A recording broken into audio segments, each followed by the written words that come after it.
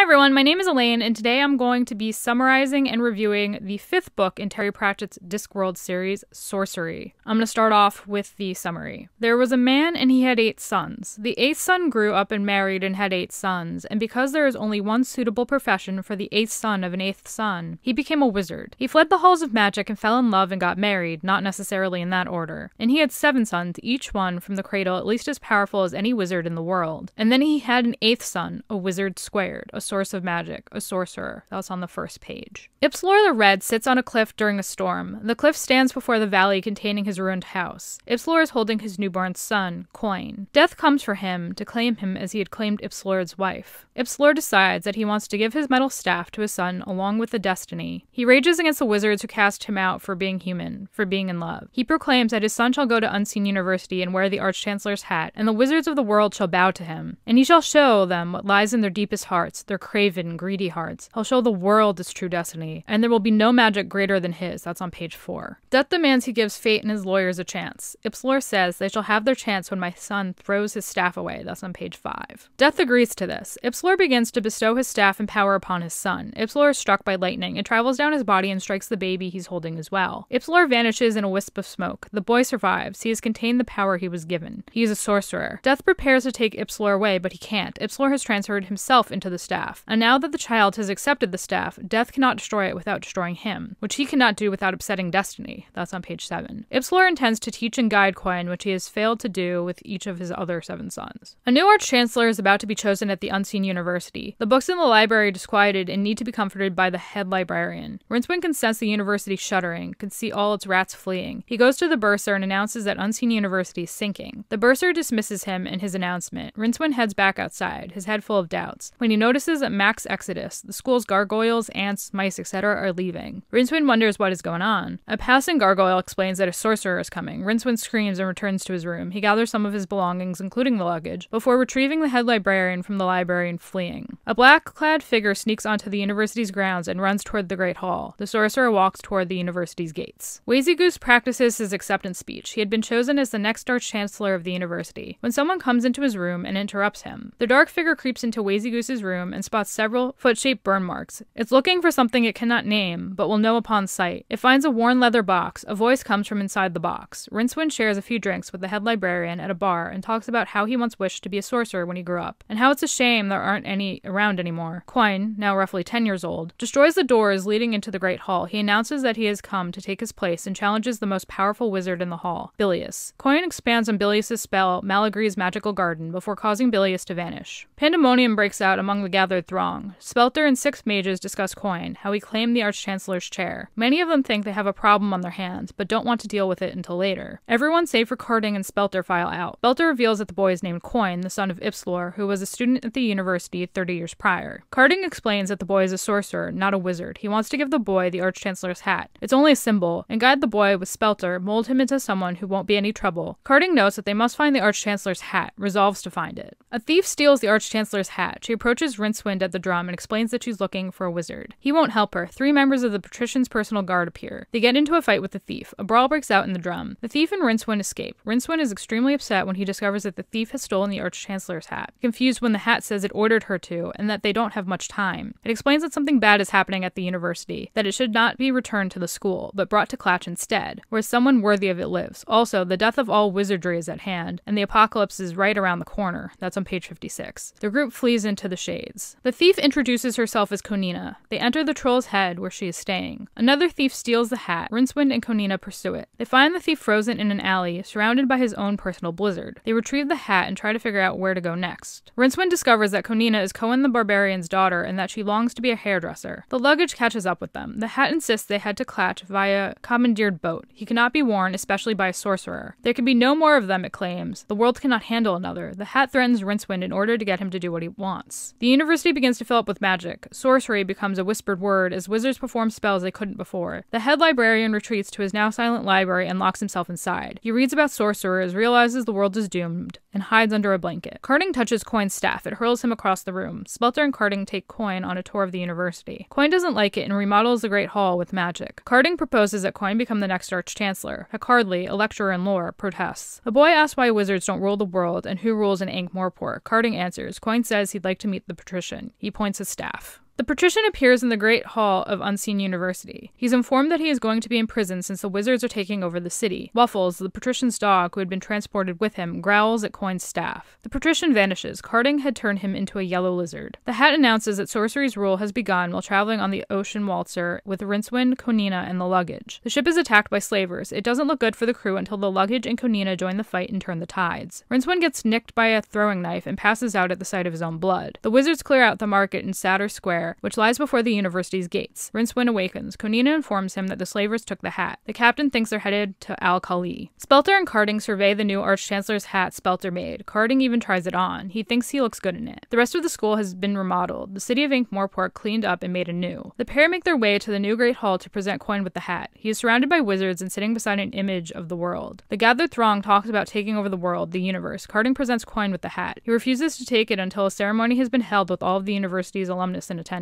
until he has created a new seat of power for the wizards. In answer to Hokardly's question, Coin announces that he intends to close the school. It is no longer necessary. There are no true protests. Spelter knocks on the library's doors. They do not part to grant him entrance. He calls to the librarian, tells him that the other wizards are thinking of closing the library, that what is happening is wrong. He discovers that the librarian has a patrician lizard and his dog, asks to speak to the librarian face to face, but the librarian won't let him in. Spelter finds out that the librarian is okay and tells him both not to let anyone in and not to trust anyone. Spelter returns to his room and hears someone crying. The sound is coming from the Arch-Chancellor's suite. Spelter looks inside the room. Rincewind, Konina, and the luggage arrive in Al-Khali. They try to determine the best way to retrieve the hat. They're ambushed by thugs. Konina defeats the first wave but stops fighting when the archers appear. Spelter fears all of the magic building up and overflowing in the university. He knows that if something isn't done about it, even the common folk will notice all of the changes it's causing. Coin creates a grand building to be the new seat of sorcery. When he is finished, he tells Carding and Spelter that he intends to dissolve the wizarding orders and close the school. Although he wants to protest because he can sense that there's something wrong with sorcery, Spelter finds himself unable. Coin announces that he intends to hold his ceremony the following week during the full moon. Coin commands them to burn all of the books in the library. Spelter returns to the library and speaks through the door. He warns the librarian that Coin intends to burn the books. Furthermore, he says, "The other night I looked into his room. The staff was glowing. It was standing there in the middle of the room like a beacon, and the boy was on the bed sobbing. I could feel it reaching out, teaching him, whispering terrible things. And then it noticed me. You've got to help me. You're the only one who isn't under the..." That's on pages 139 to 140. The staff appears behind him. It begins to chase Spelter through the school. Spelter fights it in the kitchen. The librarian watches the magical flashes, listens. He speaks to the books and gets their attention. Rincewind, Konina, and the luggage are brought to a large garden in Al-Khali. Rincewind and the luggage are in love with Konina. A small group of captives is brought before Creosote, Seraph of Al-Khali. They are in his wilderness. They are informed that they were brought there because of the hat. Creosote's Grand Vizier, Abram, asks if they could be told more about the hat. Konina elbows Rincewind before he can say anything. She asks if they can be taken to it. They are taken to the Seraph's treasury where it is being kept, and the hat asks what took them so long. The Grand Vizier turns on Rincewind and Konina. Konina is to be taken to the Seraglio. After Rincewind informs Abram that the hat belongs to the Arch-Chancellor, it agrees to negotiate with Abram. Rincewind is thrown into a snake pit where he meets an emaciated boy. The luggage gets drunk in a bar to forget its woes. The boy introduces himself as Nigel the Destroyer, a barbarian hero. He was thrown into the pit after a failed burglary attempt on Creosote's treasury. He had had an asthma attack. Rincewind uses his magic to destroy a movable slab set into the pit's wall. The pair head inside. A magical charge is building up. They move through the unstable passage. The pair emerge from the tunnel and find a large white tower sprouting out of the heart of the palace. It's filled with wizards. Rincewind knows that it feels wrong. The Seraph's guards attack the wizards and are killed. Rincewind and Nigel flee. Rincewind discovers that Nigel has only been a barbarian hero for about 3 days. Rincewind punches Nigel. He's frustrated that the boy won't shut up about how the wizards killed the guards, and he's scared about what will happen to him when everyone comes to both hate and fear wizards. Nigel tells him to pick a new outfit, be something else. Rincewind doesn't seem very comfortable with this idea. Rincewind remembers that he has to save Konina and find the hat. Nigel is excited that he has the chance to help him. After asking a servant for directions, the pair arrive at the Seraph's harem. It is guarded. It looks like a fight is about to break out. A group of 6 wizards, led by Scanner, are sent to burn down the university's library. They are resisted by the librarian and his surroundings, such as the bookshelves. Konina downs the guards before either Rincewind or Nigel have the chance to engage them. The luggage wakes up in the desert, troubled because it has been rejected. Told to go away, it sets off through the desert. Rincewind introduces the youths to each other. They seem very interested in one another and worry what the other thinks thinks of them. Rincewind mentions the hat. They leave the harem in pursuit of it. Al-Khali falls under the rule of sorcery. Abram appears behind the adventurers. He tells them to stand very still. He's wearing the Arch-Chancellor's hat. The hat begins talking through Abram. It says it will not harm them and explains that it has gained power through Abram's decision to put it on. It reveals that it intends to fight back against sorcery and eliminate it since there can only be one magic in the world. The adventurers are coerced into following it. Rincewind insists that they run if they get the chance even though they're doomed. The hat's words remind him of the Mage Wars. Rincewind fears the apocalypse is nigh. Abram destroys the doors leading into the Sorcerer's Tower with magic. He fights a wizard before engaging several more. While Abram's distracted, Rincewind and friends escape the battlefield. They fish the Seraph out from under a pile of rubble. He says he has a magic carpet in his treasury they can use to escape. Vast amounts of people and animals flee Al-Khali to get away from the fighting. The luggage heads back toward the city after defeating a basilisk and other dangers so it can return to its owner. Rincewind, Konina, Nigel, and the Seraph arrive in the treasury. It has been ransacked. They enter a secret passage which leads to a room containing a gold ring, magic lamp, and the magic carpet. Unfortunately, they have been trapped inside. A stone slab blocks their path. Suddenly, the walls surrounding them begin to tremble before drifting apart. The group uses the magic carpet to fly through the opening. They discover that another tower is being built out of Creosote's palace. Rincewind says that the hat's won, and explains that it's building a tower around itself on page 228. The travelers escape the city. Rincewind says there's nothing they can do about what's going on. The wizards just have to fight it out until there's only one left standing. The group touches down to rest. They watch several spells sail overhead. Rincewind takes the carpet and leaves them all behind.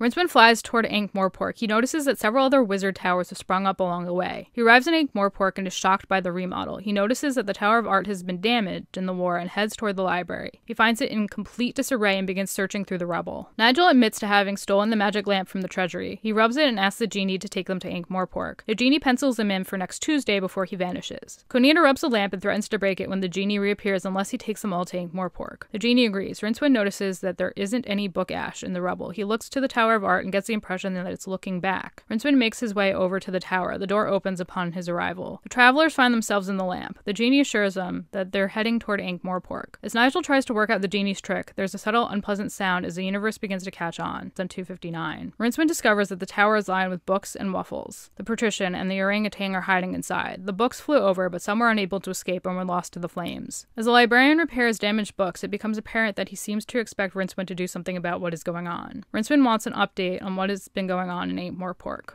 The lamp lets off near the road to Quirm. Konina notices a magic storm in the distance. The group steals some horses that are tethered outside a tavern. They discover that the horses can fly as they head toward Ankh-Morpork. The war between wizards continues. Quirm is defeated. Carding wonders if he's a point of weakness, wishes he had listened to Spelter's warning. Abram is blown up by magic along with a large portion of Al-Khali and the hat. Carding asks if they can hear something, what sorcery is letting into the world. Carding grabs Coin's staff and tries to smash it against the wall. It strikes back and Carding's skin proceeds to blister. Death refuses to allow the other riders of the apocalypse to share his mount. He rides off to attend to his business. Carding is dead. Coin learns that magic attracts the creatures Carding tried to warn them about. Coin decides to wage a war against the gods to prove that wizards are more powerful, the rightful rulers of the disc. The librarian informs Rincewind that Coin's staff is the problem and what happens to those who try and take it from him. That there's no way wizard magic can defeat Coin. Rincewind leaves the tower to try and save the world. Again. Rincewind arms himself with a sock full of half-brick and rides the carpet into the Tower of Sorcery. Pestilence, war, and famine get drunk. Coin imprisons the gods in a thought. Rincewind appears before Coin and his wizard, swinging the sock. The staff commands Coin to kill Rincewind. The boy won't because he doesn't like killing, and Rincewind appears harmless. Rincewind fights the staff momentarily before Coin takes over after having tried to smash it on the stones and casting it away, twice. Hackardly suggests the wizards flee before the tower disappears. Rincewind thinks they should help Coin. Rincewind heads toward the fire and reaches for the staff. The other wizards flee. The tower vanishes. An object falls from the sky, trailing flames. The snow puts it out. The orangutan pulls Rincewind's hat out of the snow. The university's ravaged campus is empty save for the ape.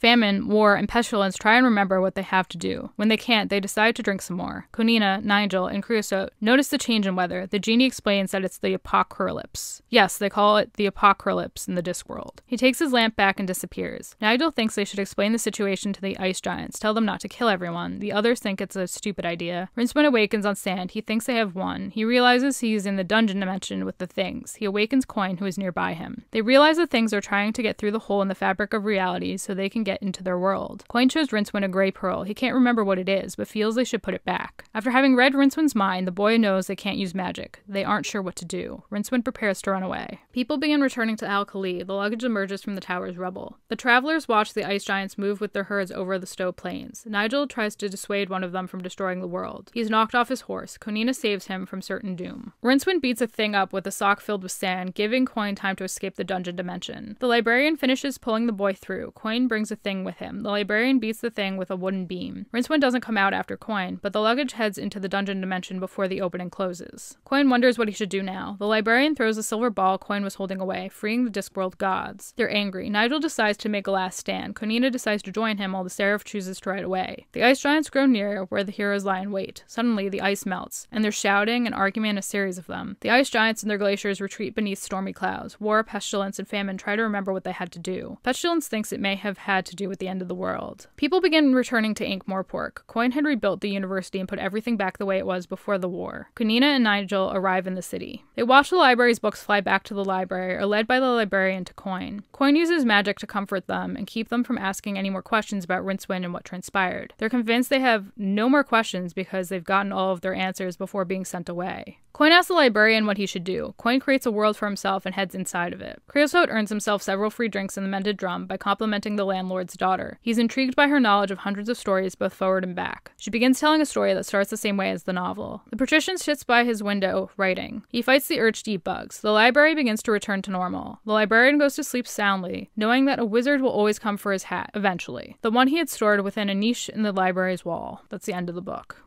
Now for my book review. So first of all, the book jumps forward in time without warning from Coin's birth to the time he strolls into the university to take over, which is really disorienting. Later on, they tell you that he's about 10 years old, so you kind of get an idea of the time, but at first you don't know that information and you're kind of thrown off because you're like, well, how old is this person? Is he 18? Is he 12? Is he in his 30s? Like, how much time has gone by? We just don't know. I really like Konina. I think she's cool. She's a strong, independent female who can kick ass with the best of them, and I really, really like that about her, but I wouldn't describe her as the most complex character. Maybe we'll see her again later in some other novel, but as of right now, she's kind of basic, but even so, I like her personality because she is such a strong person. I appreciated getting to catch up with Rincewind and Pratchett's work at portraying him as an unlikely hero. He's bad at magic. This carries over from The Color of Magic and The Light Fantastic, since he only managed to learn one spell. The spell from the Octavo, having scared all the others away. He's skinny and not particularly athletically inclined. He's not good with a sword or any other weapon or weapons for that matter. He's awkward and clumsy and seems to have the worst luck. He also does his best to run at the first sign of danger. I really like the fact that Pratchett made him such an unlikely hero. It contrasts sharply with Cohen from earlier novels and his daughter Konina. It's also not something you see every day in literature. Usually you read about characters like Superman or Beowulf who are well equipped to fight evil and do so quite well. With that being said, we do see Rincewind grow in this novel. For example, toward the end, he decides to try and help Coin, who's fighting his staff, while the other wizards flee. He also gives Coin the opening he needs to escape the dungeon dimension, even though he knows there's a good chance it'll mean he's left behind. And as we find out, obviously he is left behind. So that's definitely a lot of growth for Rincewind, because usually he's the first person to just hightail it out of there at the first sign of danger. But now that he's had so many adventures, we can see how much he's grown as a person, and I think this growth is very realistic and very natural. If he was still as craven as he was in the beginning of The Color of Magic, I don't think it would make too much sense, but I think this growth is basically just right, like a Goldilocks, just perfect amount of growth. I felt as though Nigel's character was a bit redundant. I kind of viewed him as the barbarian version of Rincewind. He's skinny, spastic, struggles with his profession. He can also be pretty clueless about the world around him. The main difference is that he's more willing to face danger. I wouldn't say he was a bad character per se, but like I said, I did feel like he was a bit redundant and wish he had less in common with Rincewind. I also didn't feel like the Seraph was a necessary character. He basically provided the main cast with wheels or magical transport in the forms of the genie and the magic carpet. Rincewind, Konina, and Nigel could have simply stolen his things following their initial meeting without bringing him along, and it would have been fine. He really didn't add much to the story or basically anything at all. I didn't find Coin to be an intriguing antagonist. He was basically controlled by his father, the staff, and just did whatever without really knowing or thinking about most of the consequences. Obviously, he stands up for himself and to his father at the end of the novel, but I wish he had a true motivation for doing what he did on his own without the push from his father, which I guess you could make the argument his father was really the main antagonist, because I don't think Coin would have done what he did on his own. But But overall, I think it would have made him more compelling as a character and far more interesting as a villain if he had some sort of motivation of his own and it wasn't this sort of like vicariously living revenge through the staff, which was his father, which is basically what we got. I didn't think this book was as funny as some of the other novels in the series. I mean, it had its moments, but for the most part, I felt like this was more serious without being too dark, which we see in some Discworld novels, but not in a ton of them. I really am starting to wish we had chapters again. Several of the page sections were quite long. Subdivisions within longer chapters would have been nice, just something to break it up, because sometimes it felt a little monotonous. And I think this book for me raised a few questions, and one of the ones that really comes to mind is, why could Coin understand the librarian after only one conversation, whereas Konina could not? What are the rules about communicating with the librarian? There is no magic described as having been in use for them to understand him, like no little like orangutan communicator thing going on. Like there's just nothing, and I don't understand how this works. And I would like an explanation. Overall, I gave it a 3.2 out of 5 stars. I think it is a good book. I think it's a fast read and it's enjoyable, but there are definitely things that didn't appeal to me. Like I said, I didn't think Coin and his father were like a good antagonistic pair. I did like to see Rincewind developed. I don't understand why the Seraph was there. I think Nigel was redundant and Konina was awesome. So I mean, just like a really mixed bag, which is why I can't give this book a higher rating. So there you have it. That is my summary and review of Terry Pratchett's Sourcery. If you like what you saw here today, please give me a thumbs up. I love those. Let me know what you thought about the video down below in the comments. Did you like what I have to say? Do you agree with me? Disagree with me? How do you feel about Sourcery as a book? Is it one of your favorite Discworld novels or one you don't like as much? I want to know what you guys think. If you haven't already, please hit that subscribe button, ring that bell so you know what's up, and I will catch you all in the next one. Bye, guys.